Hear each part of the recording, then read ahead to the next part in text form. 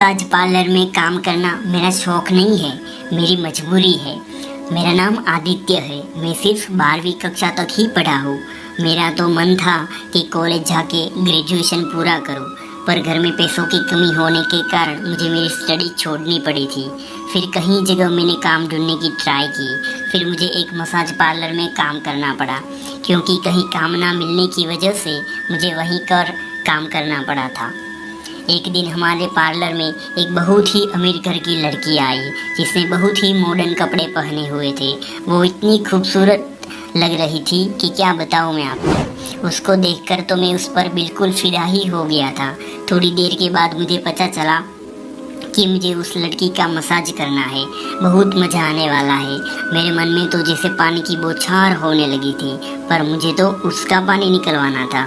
मैं जल्दी से उस लड़की को लेकर उसकी सीट पर गया और उसे कपड़े बदलने के लिए दे दिए। कपड़े बदलने के बाद मेरे सामने आकर लेट गई वो। जैसे ही मैंने उसकी सॉफ्ट स्किन यानी कि नाजुक बदन पर ऑयल से मसाज करनी शुरू की, तो उसके बदन पर मेरा हाथ पड़ते ही मेरे शरीर में करंट की लहर सी दौड़ पड़ी। मसाज करते हुए मेरा हाथ बदन पर ऐसे फिसल रहा था जैसे उसके साथ वो मैं कर रहा हूँ। अचानक से मसाज करते करते जैसा ही मेरा हाथ उसके वो ऊपर पड़ा तो मेरा मन बिगड़ गया। फिर मैंने सोचा खा जाऊँ इसको, पर लग ही रही थी इतनी मस्त, मुझे तो लग रहा था कि ये नोरा फतेही है। फिर वो उल्टा सो गई। जैसे वो उल्टा सो गई तब तो यार मेरा वो इधर उधर होने लगा।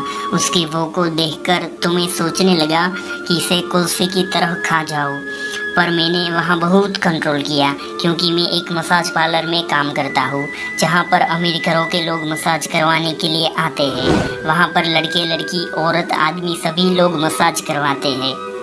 मुझे मसाज का काम करते करते 5 साल हो गए हैं। हमारे घर में पैसों की बहुत ज़्यादा दिक्कत थी और मुझे कहीं काम नहीं मिल रहा था, इसलिए मुझे मसाज का काम करना पड़ा। लेकिन मुझे इस काम से अच्छे पैसे मिल जाते थे। इसे मेरे घर का गुजारा अच्छी तरह से चल जाता था। एक दिन मैंने देखा कि हमारे मसाज पार्लर के बाहर एक बड़ी सी गाड़ी खड़ी थी।